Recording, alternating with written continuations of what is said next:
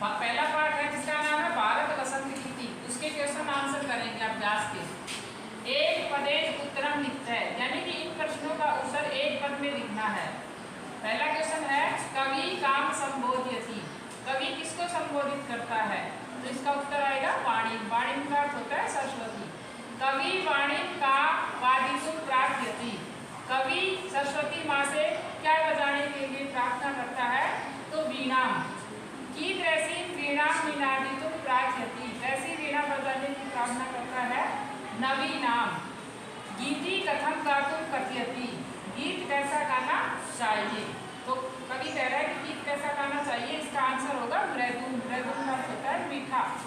सरसा रसाला कदा रसंती, आम के फल कब पकते हैं? बसंते, बसंत ऋतु में आम के फल पकते हैं। अब अगला क्वेश्चन है हमारा दूसरा, अधोलिखिताम प्रश्नाम उत्तराणी संस्कृत भाषाया लिखते हैं। निम्नलिखित प्रश्नों के उत्तर संस्कृत भाषा में लिखने हैं, पूर्ण वाक्य में लिखने हैं। कवि वाणी किम कथयति, इसका उत्तर होगा कवि वाणी वीणाम निनादितुम कथयति वसंते किम भवति।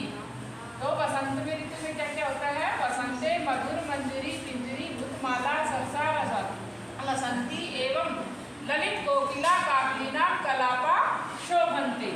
अगला क्वेश्चन है सलीलम तव वीणाम आकरण्य कथम उच्चले, इसका आंसर होगा सलीलम तव वीणाम आकरण्य सलीलम उच्चले। कवि भगवती भारती कश्या तीरे मधु वादिनाम लताम पंक्ति अवलोक्य वीणाम वादितुम कथयति, इसका आंसर होगा कवि भगवती भारती कलंदी आतम जाया। कलंदी आतम जाया का अर्थ होता है यमुना नदी।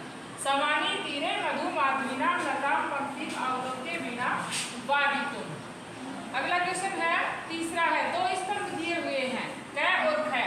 कै स्तंभे पदानी खै स्तंभे तेषां पर्याय पदानी बतानी तानी चित्वा पदाम समक्षे लिख दे, यानी कि कै और खै दो स्तंभ दिए हुए हैं, इनकी सीक्वेंस गलत दी हुई है, इनके सामने इनका आंसर नहीं है, तो अपने को जचा के लिखना है।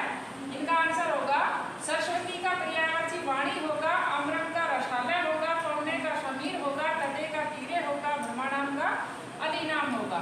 अगला क्वेश्चन है क्वेश्चन नंबर 4, अधोलिखितानि पदानि प्रयुज्यं संस्कृत भाषायां वाक्य रचना है, यानी कि जो शब्द दिए हुए हैं उनका प्रयोग करते हुए वाक्य की रचना करनी है।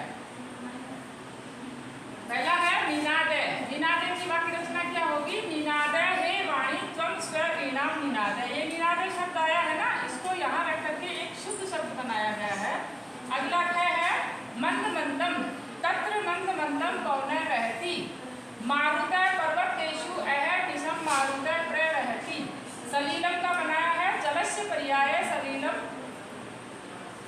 अपि भवति।